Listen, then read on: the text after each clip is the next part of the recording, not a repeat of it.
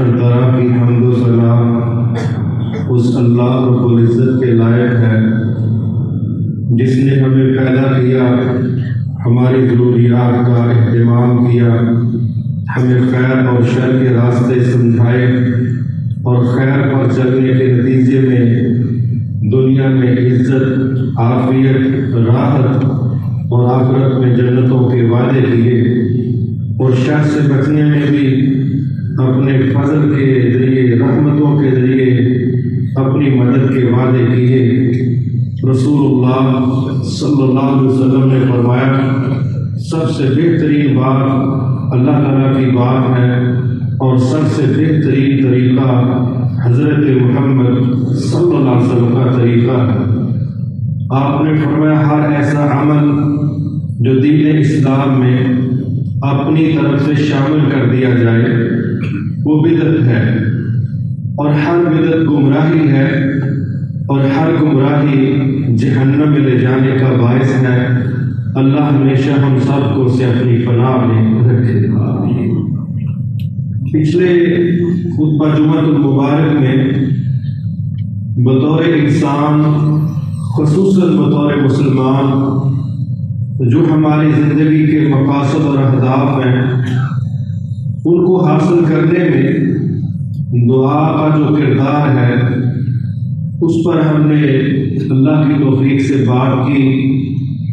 آج بھی موضوع وہی ہے کہ زندگی میں جو ہم کامیابیاں حاصل کرنا چاہتے ہیں اس میں جس طرح دعا کا کردار ہے، اسی طرح اسلام میں ایک رویہ ہے جس کو صبر کا نام دیا جاتا ہے۔ صبر یہ وہ رویہ ہے جو اپنی زندگی میں کامیابیوں کے حصول کے لیے اتنا زیادہ ضروری ہے کہ شاید ہم اس کو لفظوں میں بیان نہیں کر سکتے۔ تو آج ہم اپنی زندگی میں کامیابیاں حاصل کرنے کے لیے صبر کا جو اثر ہے اس پر انشاءاللہ بات کریں گے۔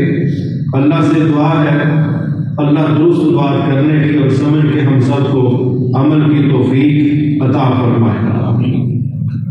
بطور انسان زندگی میں ہمارے مختلف اسٹیٹس ہیں، مختلف ہمارے لیول ہیں، مختلف ہماری کیفیات، لیکن صبر کا رویہ ایسا رویہ ہے جس سے زندگی کے کسی بھی شعبہ سے تعلق رکھنے والا شخص بے نیاز نہیں ہو سکتا۔ وہ یہ نہیں کہہ سکتا کہ یہ وہ رویہ ہے کہ جس زندگی کے شعبہ میں میں مصروف ہوں وہاں اس کی کوئی ضرورت نہیں، ایسا نہیں۔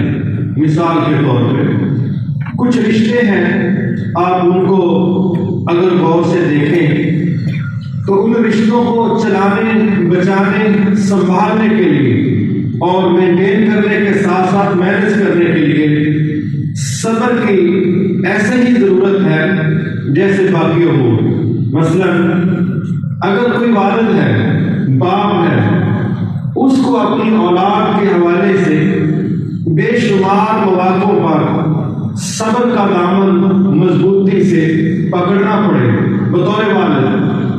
اگر کوئی والدہ ہے تو وہ بھی اس رویے سے انحراف نہیں کر سکتی، اور اچھی مائیں وہی ہوتی ہیں جو اس رویے کو اختیار کرتی ہیں، اور اللہ نے یہ چیز ان کی فطرت میں بھی رکھی کہ بچے ان کو زج کر دیتے ہیں، لیکن وہ صبر والے رویے کے ساتھ اپنی اولاد کو مینیج کرتی، سنبھالتی، اور جو صبر ماں پیش کر جاتی باپ اس طرح کا صبر پیش کرنے سے اپنے آپ کو اکثر کمزور ہی محسوس کرتا ہے۔ اسی طرح اگر آپ بطور خاوند زندگی گزار رہے ہیں تو آپ کو اپنا رشتہ چلانے کے لیے بطور خاوند اس رویے کی بہت زیادہ ضرورت ہے۔ اگر کوئی بیوی ہے وہ یہ سمجھتی ہے کہ گھر خراب ہونے سے بچ جائے، ٹوٹنے سے بچ جائے، تو بطور بیوی اس کو کس کس مقام پر صبر کا رویہ اختیار کرنا پڑے گا، یہ بھی پہلو کو چھپے ہوئے نہیں ہے۔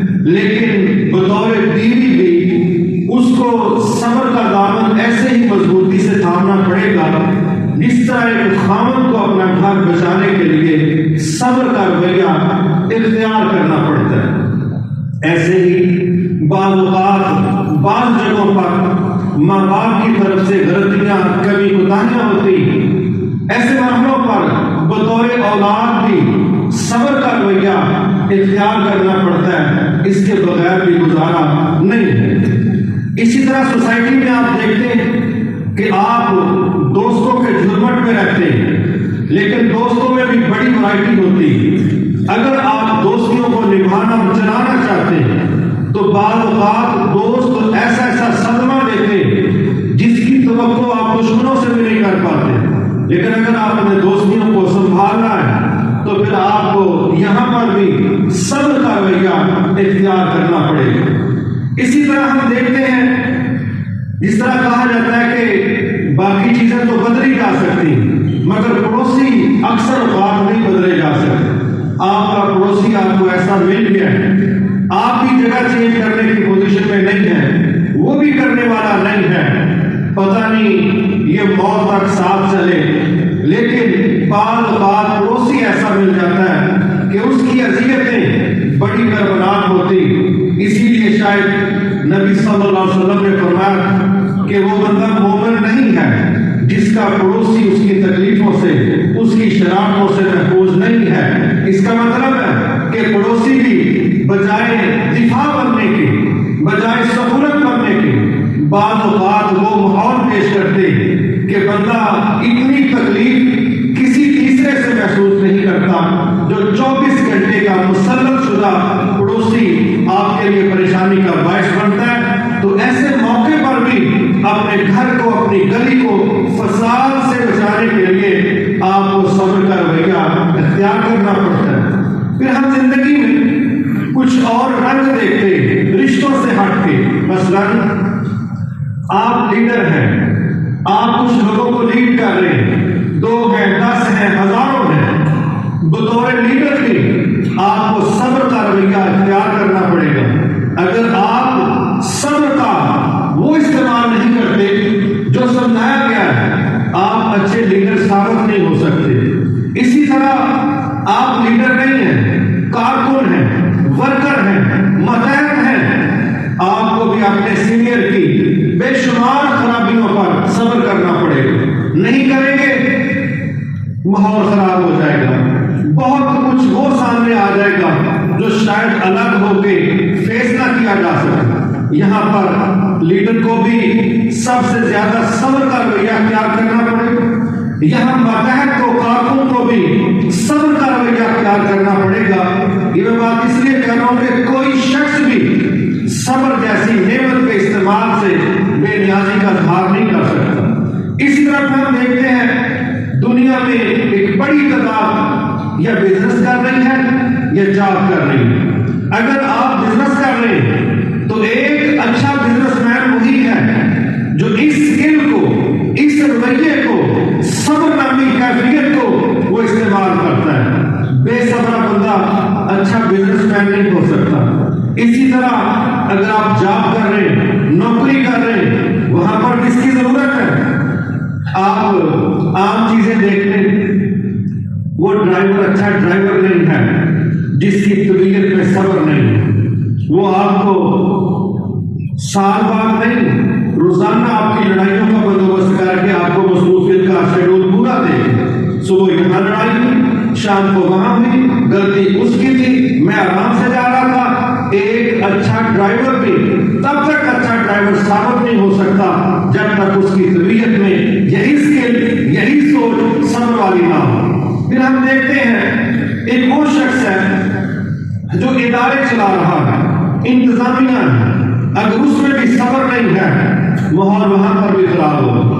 انتظامیہ کے لیے بھی صبر کا رویہ ایسے ہی ضروری ہے جیسے باقی لوگوں کے لیے۔ پھر ایک استاد ہے، ایک ٹیچر ہے، وہ اپنے طالب علموں کو لے کے چل رہا ہے۔ ایک اچھا ٹیچر ہو نہیں سکتا جب تک اس میں صبر کا رویہ نہیں ہے۔ بے صبر استاد صحیح سکھا نہیں سکتا، وہ اچھا رزلٹ دے نہیں سکتا، وہ بہترین تربیت کر نہیں سکتا۔ اور اس کے ساتھ ہم ایک اور شخص دیکھتے ہیں جس کو داعی کہتے ہیں۔ دعوت اللہ کا عمل اختیار کرنے والا، لوگوں کو دین کی طرف بلانے والا۔ ایک دائی بھی اگر بے صبرا ہے وہ اچھا دائی نہیں ہے۔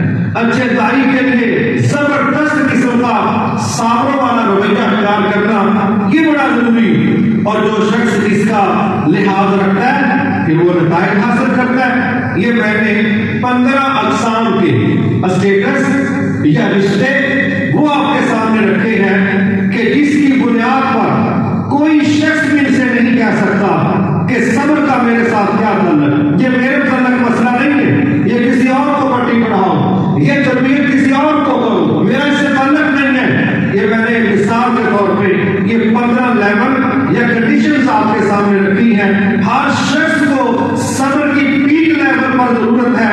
جو جتنا اس کا استعمال کرے گا وہ اپنے شعبہ میں اتنے ہی زیادہ اس کے فائدے سمیٹ سکتا ہے، اور اس سے بے نیازی کا رویہ اختیار کرے گا وہ اتنا ہی زیادہ پریشان ہوگا، کیونکہ یہ ایسی جامع قسم کی صلاحیت یا رویہ یا کردار ہے جس سے کوئی بندہ بھی اپنے آپ کو بے نیاز کر کے کامیابیوں کو، ان کی منزلوں کو، ان کا مالک نہیں بن سکتا۔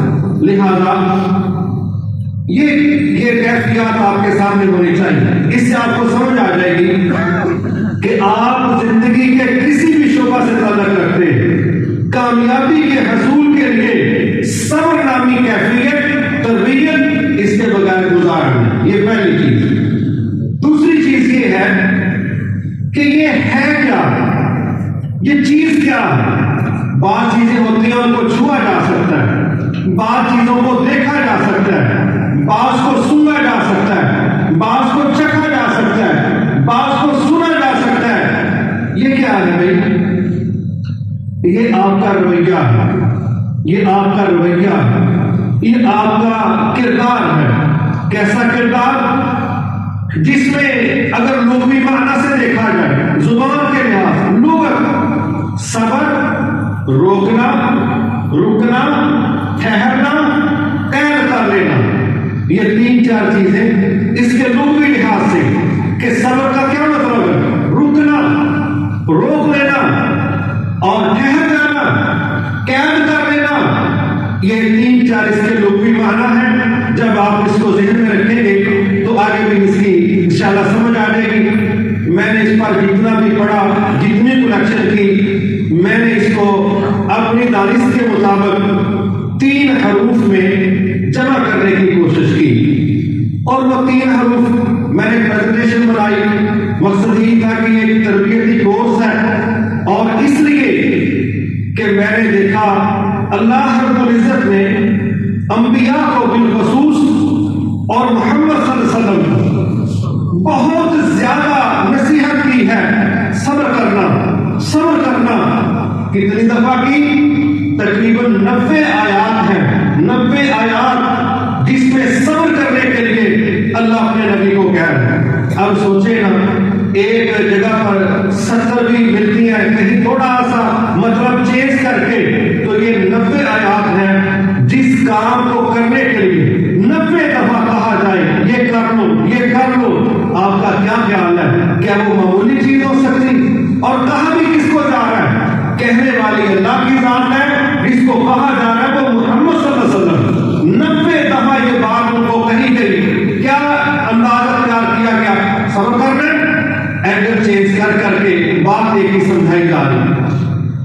میرے محترم بھائیوں، اب ہم نے اس کو اگر سادے لفظوں میں سیکھنا ہے، میں 10 جملے بھی پڑھا دوں تو اگر میں اس کو 3 الفاظ میں بیان کروں یا 3 حروف میں بیان کروں تو میں نے اپنے طور پر اس کا نام رکھا ہے WWR۔ اس کا سادہ سا مطلب یہی ہے، ویٹ وداؤٹ ریئیکشن۔ آپ کو کوئی مسئلہ بن جاتا ہے، کوئی پریشانی آتی ہے، آپ نے انتظار کرنا ہے۔ کیسا انتظار؟ جس میں منفی رد عمل نہ ہو، جس میں منفی رد عمل نہ ہو، کوئی ریئیکشن نہیں دینا، تنقید نہیں ہے، شکوہ نہیں ہے، شکایت نہیں ہے۔ جب آپ کسی بھی مرحلے پر اپنے آپ کو انتظار کی بس پر سوار کر دیتے، اور انتظار بھی ایسا جس میں ریئیکشن نہیں ہے، جس میں شکوہ نہیں ہے، آپ انتظار کر رہے ہیں کہ کیا ہونے جا رہا ہے.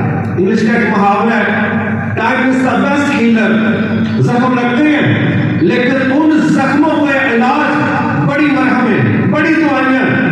کوئی زخم باہر لگتے ہیں, کچھ اندر لگتے ہیں, لیکن یہ بڑا شاندار جملہ ہے کہ جو وقت ہے یہ بہترین مرہم ہے. اس سے شاندار علاج کوئی نہیں. بڑے بڑے زخم تو لگتے ہیں جب کوئی اپنا فوت ہو جاتا ہے, لیکن جو اس زخم کی کیفیت فوتگی کے فوری بعد ہوتی ہے, تیسرے دن وہ نہیں ہوتی, 10ویں دن وہ نہیں ہوتی, سال بعد وہ نہیں ہوتی. لوگ تو چند سالوں کے بعد اپنوں کی قبروں کے نشان بھول جاتے ہیں. تو یہ time is the best healer. Time لگ رہا ہے, اور ایسا ٹائم, ایسا انتظار جس میں رد عمل نہیں ہے. جب آپ یہ رویہ اختیار کر رہے ہیں تو انشاءاللہ سمجھ رہے کہ آپ صبر کی بہترین سواری پر ہیں, اور یہ آپ کو منزل تک لے کے جائے. لہذا اب ہم اس چیز کو دیکھتے ہیں کہ صبر کی ضرورت کہاں کہاں پڑتی. یہ بھی مسئلہ ہے کہاں کہاں پڑتی. ویسے تو ہر دکھی بندے کو زندگی میں روزانہ ہر موڑ پر صبر ہی اختیار کرنے کا موقع فراہم کیا جاتا ہے, چیک کیا جاتا ہے. لیکن چند چیزیں ہیں جو میں 7-8 پوائنٹ ہیں جو مینشن کرنے لگا ہوں تاکہ ہمیں پتا ہو کہ یہ وہ ایسا اشارہ ہے, یہ وہ جگہ ہے جہاں پر ہمیں فوری طور پر اپنے آپ کو تیار کرنا چاہیے. میں صبر کا موقع ہے, میں امتحان کا موقع ہے, میں اپنے آپ کو تیار کر لوں.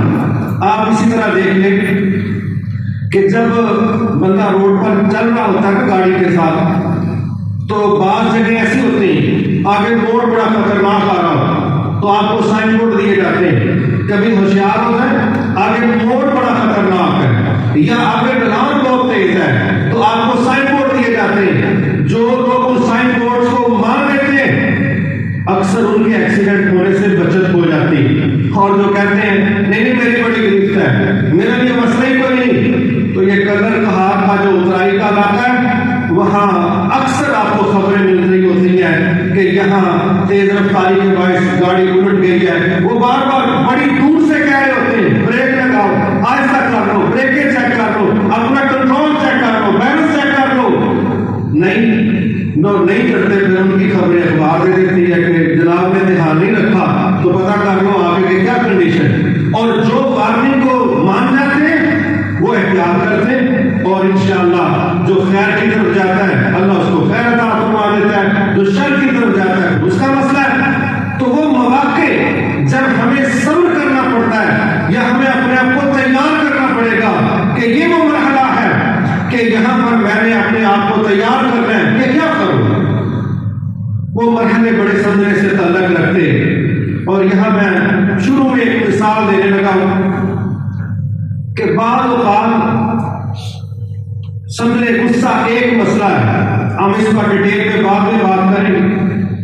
تو جو ہی بندے کو غصہ آتا ہے کس بات پر آ رہا ہے, آپ کی مرضی کے خلاف صحیح یا غلط. جب آپ کی مرضی کے خلاف سامنے سے جواب آ گیا, بات آ گئی ہے, پھر بڑی دنیا کہتی ہے کہ مجھ سے برداشت نہیں ہوتا. کیا مسئلہ کہ وہ بات میری مرضی کے مطابق نہیں ہوتی. بڑے تھوڑے لوگ ہیں جو اپنی مرضی کو محنت پر رکھ کے دیکھتے ہیں کہ کیا میری مرضی حق پر تھی یا میری مرضی بھی حق پر نہیں تھی, صرف میری انا کا مسئلہ تھا, میرے ایک خواہش کا مسئلہ تھا. جب وہ پوری نہیں ہوئی تو مجھے بڑا غصہ آیا. نہیں میرے بھائی, ہم اپنی خواہشوں کو, مرضیوں کو اگر اللہ کے دین کے تابع کر دیں اور اگلا بندہ کوئی ایسی بات کہہ دے جس میں وہ حق بجانب ہے اور میں غلط ہوں, تو اے ممکن ہے انشاءاللہ میں اپنے آپ کو اللہ کے حکم کے تابع کر کے میں اپنا شر کنٹرول کر جاؤں, میں اپنا رویہ کنٹرول کر جاؤں. اور جب میرا ذہن یہ بن جائے کہ بس میں نے صرف وہ بات سننی ہے جو میری پسند کی ہے, تو یہ تو ساری دنیا کا مزاج ہے, آپ کا تو اس میں پھر کوئی کمال نہیں. اس طرح کہا جاتا ہے نا کہ ہم غلط بات برداشت نہیں کرتے. میں یہ کہتا ہوں غلط بات کا دکھ ضرور ہوتا ہے, اس کا انکار نہیں ہے, مگر ریئیکشن کیسا دینا ہے یہ آپ کا مسئلہ ہے. غلط بات کا دکھ ہوتا ہے, صبر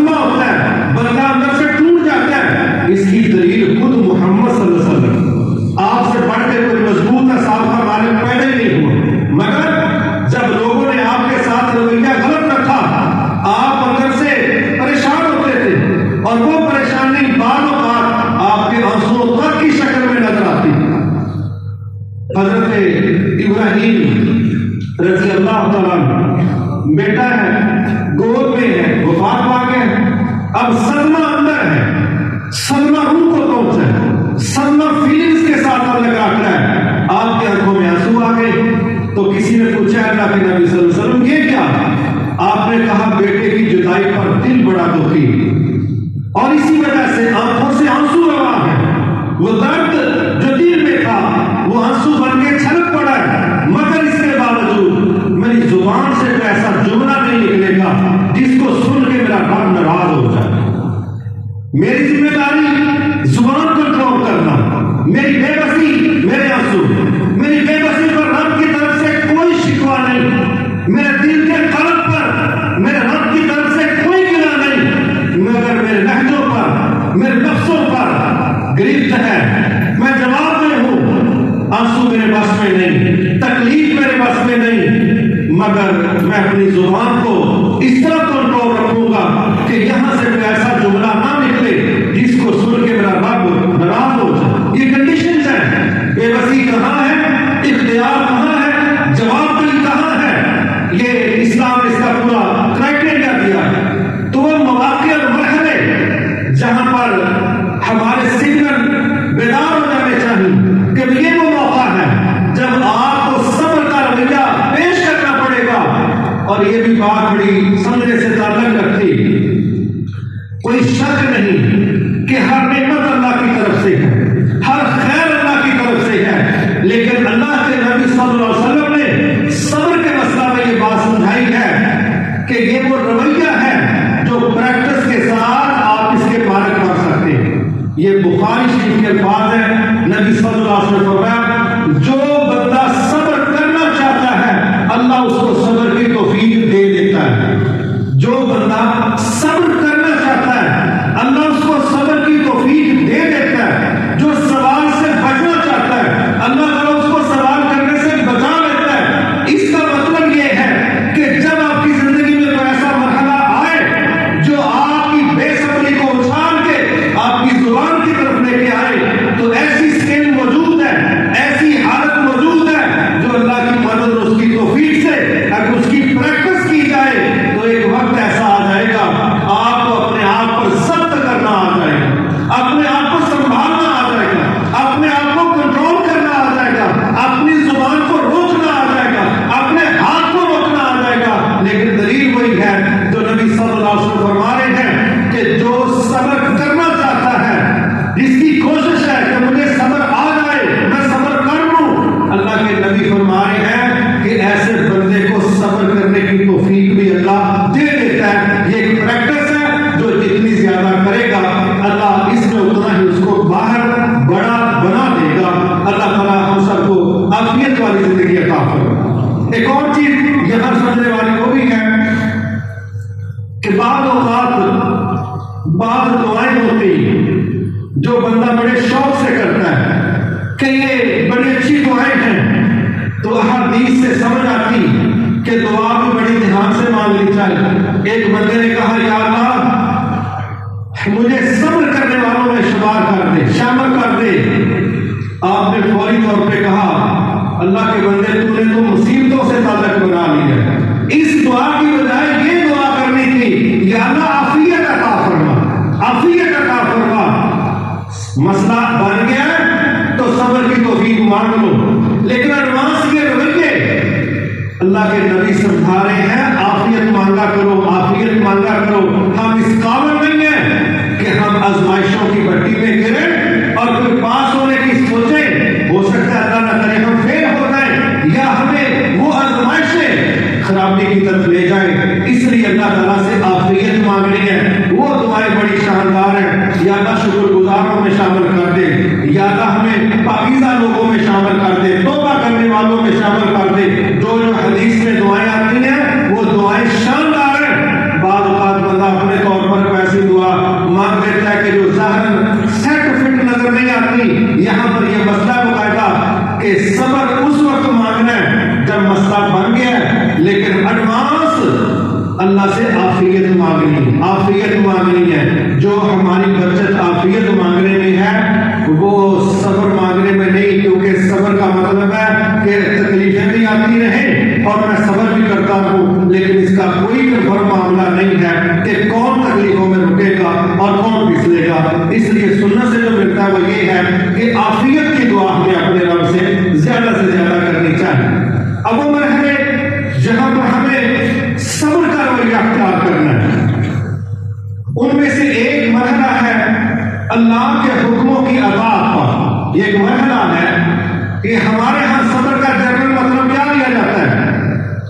کوئی جسمانی نقصان ہو گیا، کوئی مالی نقصان ہو گیا، یا کوئی فوت ہو گیا، یہ 2-3 مواقع ہیں ہمارے جنرل جو معاشرے میں چلتے ہیں کہ یہ مرحلہ صبر کا ہے۔ کوئی شک نہیں کہ یہ مرحلے بھی صبر کے ہیں، لیکن ایک صبر کی کنڈیشن وہ ہے کہ اللہ کا آرڈر آ گیا، کیونکہ صبر کا ایک معنی استقامت بھی ہے، صبر کا ایک معنی استقامت بھی ہے۔ تو استقامت وہ اختیار کرے گا نا جو انتظار کرے گا، جو شکوہ نہیں کرے گا، جو اس کو حق سمجھے گا، جو صحیح سمجھے گا، وہی قدم اٹھائے گا۔ صحیح بخاری شریف میں بڑا خوبصورت بڑا طویل واقعہ ہے، میں اس کی تفصیل میں نہیں جاتا، معروف واقعہ ہے کہ ایک بچہ تھا تو اس دور کے بادشاہ نے اس بچے کو قتل کرنا چاہا، کیونکہ وہ بچہ اس دور کے دین پر تھا۔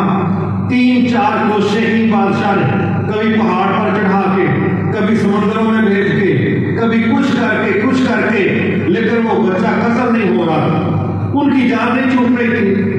تو ایک وقت ایسا آیا کہ اس نے کہا کہ اس بچے کا کرے کیا، یہ تو ہمارے لیے آزمائش بن گیا ہے، میں ٹیمیں بھیجتا ہوں کہ اس کو قتل کر دو، ٹیمیں تباہ ہو جاتی ہے، بچہ بھی واپس آ جاتا ہے۔ تو ایک دن اس بچے نے کہا کہ اگر تو چاہتا ہے کہ مجھے قتل کر دے، ایک ہی حل ہے، یہ بیوقوف جس سے ڈرتے ہیں نا کام پھر وہی ہو جاتا ہے نا ہمارے آج کے دور کے بیوقوف بھی جو دشمن ہے اللہ کے، ٹھیک ہے، وہ جو سوچتے ہیں نا ایسا نہ ہو جائے، ایسا ہی ہو جاتا ہے، کیونکہ وہ ظلم پر ہے، شر پر ہوتے ہیں۔